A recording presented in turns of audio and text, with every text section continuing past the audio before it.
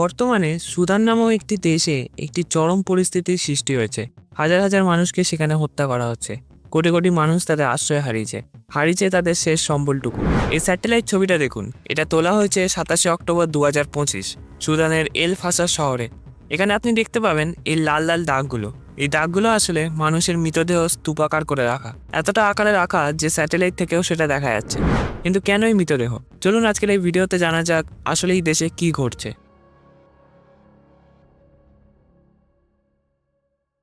আফ্রিকার মানচিত্রে তাকালে উত্তর পূর্ব কোণে যে বিশাল দেশটি দেখা যায় সেটি সুদান। উত্তরে ইজিপ্ট, উত্তর পশ্চিমে লিবিয়া, পশ্চিমে চাদ, দক্ষিণ পশ্চিমে সেন্ট্রাল আফ্রিকান রিপাবলিক, দক্ষিণে সাউথ সুদান, দক্ষিণ পূর্বে ইথিওপিয়া, পূর্বে এরিট্রিয়া, আর উত্তর পূর্বে লাল সাগরের উপকূল, যাকে রেড সি বলে। এই অবস্থা নিয়ে সুদানকে আফ্রিকা ও মধ্যপ্রাচ্যের মাঝে একটি কৌশলগত সেতুতে পরিণত করেছে।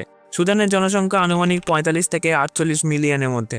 ধর্মীয়ভাবে দেশটির অধিকাংশ মানুষ মুসলিম, মূলত সুন্নি ইসলাম অনুসারী। তবে খ্রিস্টান সম্প্রদায় ও আফ্রিকার ঐতিহ্যবাহী ধর্মমানা মানুষও আছে, বিশেষ করে দক্ষিণ ও পশ্চিমাঞ্চলে। কিন্তু সুদানকে বোঝার সবচেয়ে গুরুত্বপূর্ণ চাবিকাঠি হলো এর জাতিগত জটিলতা। এখানে আরব পরিচয়ধারী জনগোষ্ঠী যেমন আছে, তেমনি আছে অসংখ্য আফ্রিকান জাতিগোষ্ঠী। বিশেষ করে দারফুর অঞ্চলে ফুর, মাসালিত, জাগাওয়া জাতিগোষ্ঠী উল্লেখযোগ্য। পাশাপাশি রয়েছে বিভিন্ন আরব উপজাতি। সুদান প্রকৃতির দিক থেকে দরিদ্র নয়, বরং উল্টোটা। আফ্রিকার অন্যতম বৃহৎ স্বর্ণ উৎপাদনকারী দেশগুলোর মধ্যে এটি একটি। বিশেষ করে ছোট খনি ও আনুষ্ঠানিক খনন খাতে বিপুল পরিমাণ সোনা উত্তোলন হয়। নীল নদের উর্বর অববাহিকা সুদানকে বিশাল কৃষিভূমি দিয়েছে। তত্ত্বগতভাবে এই দেশ আফ্রিকার রুটিঝুরি হতে পারত। তুলো, গম, তিল, পশুপালন সবকিছুর সম্ভাবনা ছিল বিপুল। একসময় তেল ছিল দেশের সবচেয়ে বড় আয়ের উৎস। কিন্তু 2011 সালে দক্ষিণ সুদান আলাদা হয়ে গেলে তেলের বড় অংশ নতুন রাষ্ট্রের ভেতরে চলে যায়। তবুও পাইপলাইন ও পরিকাঠামোর কারণে সুদান আংশিক সুবিধা পেত। এর পাশাপাশি আছে লোহা, তামা ও অন্যান্য খনিজ সম্পদ। তাহলে প্রশ্নটা স্বাভাবিক, যদি সুদান এত সম্পদে সমৃদ্ধ হয় তাহলে মানুষ অনাহারে কেন? উত্তরটা শুধু অর্থনীতিতে নয়, রাজনীতিতে, ইতিহাসে এবং ক্ষমতার লড়াইয়ে লুকিয়ে আছে। আজ সুদানের সংকট বুঝতে গেলে আমাদের ফিরে যেতে হবে ঔপনিবেশিক যুগে। 19 শতকের শেষভাগ থেকে সুদান ছিল ব্রিটিশ মিশরীয় যৌথ শাসনের অধীনে। প্রশাসনিকভাবে দেশটি এক হলেও ব্রিটিশরা সচেতনভাবে উত্তর ও দক্ষিণকে আলাদা পথে চালিত করেছিল। উত্তরের আরবি ভাষাভাষী মুসলিম জনগোষ্ঠী রাষ্ট্রযন্ত্রের নিয়ন্ত্রণে ছিল। দক্ষিণে আফ্রিকান জনগোষ্ঠী, যাদের মধ্যে অনেকেই খ্রিস্টান বা প্রাচীন আদি ধর্মাবলী, নিজেদের বঞ্চিত ও উপেক্ষিত মনে করত। 1956 সালে সুদান স্বাধীনতা লাভ করে, কিন্তু স্বাধীনতার সঙ্গে সঙ্গে শুরু হয় অন্তর্দ্বন্দ্ব। দক্ষিণ চায় স্বায়ত্ত শাসন, উত্তর চায় কেন্দ্রীয় শাসন। এর ফল দশকের পর দশক গৃহযুদ্ধ। প্রথম গৃহযুদ্ধ, তারপর বিরতি, তারপর দ্বিতীয় গৃহযুদ্ধ। প্রায় 50 বছরের সংঘর্ষে লক্ষ লক্ষ মানুষ মারা যায়। অবশেষে 2011 সালে এক ঐতিহাসিক গণভোটে দক্ষিণ সুদান স্বাধীন রাষ্ট্র হিসেবে আত্মপ্রকাশ করে। এটি ছিল আফ্রিকার মানচিত্রে এক নতুন দেশ, সাউথ সুদান। কিন্তু এই স্বাধীনতা সুদানের জন্য ছিল এক বিশাল অর্থনৈতিক ধাক্কা, কারণ দেশের প্রায় 75% তেল ক্ষেত্র পড়ে যায় দক্ষিণ সুদানের অংশে। সুদানের প্রধান রপ্তানি আয় এক ঝটকায় হারিয়ে যায়। বৈদেশিক মুদ্রা কমে যায়, মুদ্রাস্ফীতি বাড়ে, জিডিপি ধসে পড়ে। রাষ্ট্র হঠাৎ করেই অর্থনৈতিকভাবে অস্থির হয়ে পড়ে। এই অস্থিরতার মধ্যে উঠে আসেন ওমর আল বশির। 1989 সালে এক সামরিক অভ্যুত্থানের মাধ্যমে তিনি ক্ষমতা দখল করেন। গণতান্ত্রিক সরকারকে সরিয়ে দিয়ে তিনি প্রতিষ্ঠা করেন এক ইসলামপন্থী সামরিক শাসন ব্যবস্থা। প্রায় 30 বছর তিনি ক্ষমতায় ছিলেন। তার শাসন ছিল কঠোর, কেন্দ্রীয় নিয়ন্ত্রণ এবং ভিন্নমত দমনে নির্মম। রাজনৈতিক বিরোধীদের গ্রেপ্তার করা হতো, সংবাদ মাধ্যম নিয়ন্ত্রণে রাখা হতো, প্রতিবাদ দমন করা হতো শক্ত হাতে। তার শাসনামলে দুর্নীতি ব্যাপকভাবে ছড়িয়ে পড়ে। রাষ্ট্রীয় সম্পদ, বিশেষ করে তেল ও খনিজ সম্পদ, সীমিত কিছু গোষ্ঠীর হাতে কেন্দ্রীভূত হয়ে যায়। সাধারণ মানুষ দারিদ্র্যের মধ্যে পড়ে যায়, কিন্তু ক্ষমতাবানরা সম্পদশালী হতে থাকে। আন্তর্জাতিক অঙ্গনে বশির সরকারকে বিচ্ছিন্ন করা হয়। বিভিন্ন দেশ অর্থনৈতিক নিষেধাজ্ঞা আরোপ করে। আন্তর্জাতিক অপরাধ আদালত তার বিরুদ্ধে গ্রেপ্তারি পরোয়ানা জারি করে। কিন্তু দেশের ভেতরে তিনি শক্ত অবস্থান ধরে রাখেন। সেনাবাহিনী ও নিরাপত্তা বাহিনীর উপর নির্ভর করে। অর্থনীতি ধীরে ধীরে ভেঙে পড়ে, মুদ্রাস্ফীতি নিয়ন্ত্রণের বাইরে চলে যায়, বেকারত্ব বাড়ে। কিন্তু ক্ষমতার কাঠামো অটুট থাকে, কারণ ভয় ছিল প্রধান নিয়ন্ত্রণের মাধ্যম। 2003 সালে পশ্চিম সুদানের দারফুর অঞ্চলে বিদ্রোহ শুরু হয়। স্থানীয় আফ্রিকান জাতিগোষ্ঠী ফুর, মাসালি, জাগাওয়া অভিযোগ তোলে যে সরকার তাদের উপেক্ষা করছে এবং আরব গোষ্ঠীগুলিকে অগ্রাধিকার দিচ্ছে। এই বিদ্রোহ দমন করতে বশির সরকার যে কৌশল নেয় তা ইতিহাসে এক ভয়াবহ অধ্যায় হয়ে আছে। সরকার সশস্ত্র আরব মিলিশিয়া গোষ্ঠীকে সমর্থন দেয়, যারা পরিচিত ছিল জানজাউদ নামে। এই মিলিশিয়াদের হাতে দেওয়া হয় অস্ত্র, যানবাহন এবং কার্যত অবাধ অনুমতি। এরপর শুরু হয় গ্রাম পোড়ানো, গণহত্যা, ধর্ষণ এবং জাতিগত নির্মূল অভিযান। পুরো গ্রাম মানচিত্র থেকে মুছে যায়। স্যাটেলাইট ছবিতেও দেখা যায় একসময়ের বসতি এখন কেবল পোড়ামাটি। যুক্তরাষ্ট্র আনুষ্ঠানিকভাবে এক গণহত্যা হিসেবে আখ্যা দেয়। আনুমানিক করা হয় কয়েক লক্ষ মানুষ নিহত হয় এবং মিলিয়নেরও বেশি মানুষ বাস্তুচ্যুত হয়। দারপুর শুধু মানসিক বিপর্যয় নয়, এটি ছিল রাষ্ট্রীয়ভাবে সংগঠিত সহিংসতার উদাহরণ। সময়ের সঙ্গে সঙ্গে জানজাউদ মিলিশিয়াকে নতুন পরিচয় সাজানো হয়। তাদের পুনর্গঠন করে তৈরি করা হয় র্যাপিড সাপোর্ট ফোর্সেস বা RSF। নাম বদলেও কাঠামো মানসিকতা অনেকাংশে একই থাকে। এই বাহিনীর নেতৃত্বে আসেন মোহাম্মদ হামদান দাগালো, যিনি হেমেদিতি নামে বেশি পরিচিত।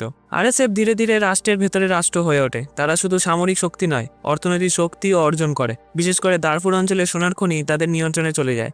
সোনা রপ্তানি থেকে বিশাল আয় হতে থাকে। এই আয় রাষ্ট্রীয় কোষাগারে পুরোপুরি যায় না, বরং RSF এর নিজস্ব ক্ষমতাকে শক্তিশালী করে।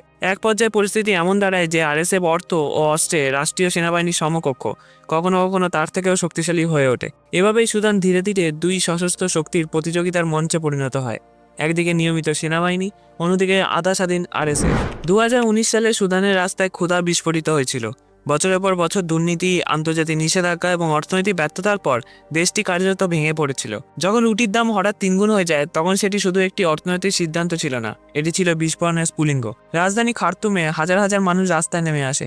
আন্দোলনে ছড়িয়ে পড়ে শহর থেকে শহরে। তারা শুধু সস্তা রুটি চাইছিল না, তারা চাইছিল 3 দশকের স্বৈরশাসনের অবসান। অবশেষে সেনাবাহিনী দীর্ঘদিনের শাসক ওমর আল বাশিরকে সরিয়ে দেয়। জনগণ ভেবেছিল এবার হয়তো গণতন্ত্র আসবে। একটি অন্তর্বর্তীকালীন সরকার গঠনের প্রতিশ্রুতিও দেওয়া হয়, কিন্তু সেই প্রতিশ্রুতির ভেতরে লুকিয়ে ছিল নতুন সংঘর্ষের বীজ। সুদানের ক্ষমতার কাঠামো ছিল জটিল। একদিকে নিয়মিত সেনাবাহিনী, অন্যদিকে আধা সামরিক শক্তি, র্যাপিড সাপোর্ট ফোর্সেস বা RSF। এই বাহিনীর নেতৃত্বে ছিলেন মোহাম্মদ হামদান দাগালো, যিনি হেমেদিতি নামে পরিচিত। তার সেনাবাহিনী প্রধান ছিলেন আবদেল ফাতাহ আল বুরা। 2021 সালে আল বুরান হঠাৎ ক্ষমতা দখল করে। তিনি বেসামরিক নেতাদের গ্রেপ্তার করেন এবং গণতান্ত্রিক রূপান্তর কার্যত ধ্বংস হয়ে যায়।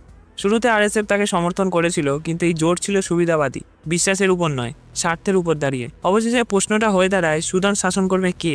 সেনাবাহিনী চেয়েছিল RSFকে নিজেদের অধীনে আনতে, RSF চেয়েছিল আলাদা শক্তি হিসেবে টিকে থাকতে। এর সঙ্গে যুক্ত হয় স্বর্ণখনির অর্থ। দারফুর অঞ্চলে সোনা ছিল ক্ষমতার জ্বালানি, বিদেশি যোগাযোগ, আঞ্চলিক সমর্থন আর ব্যক্তিগত প্রতিদ্বন্দ্বিতা।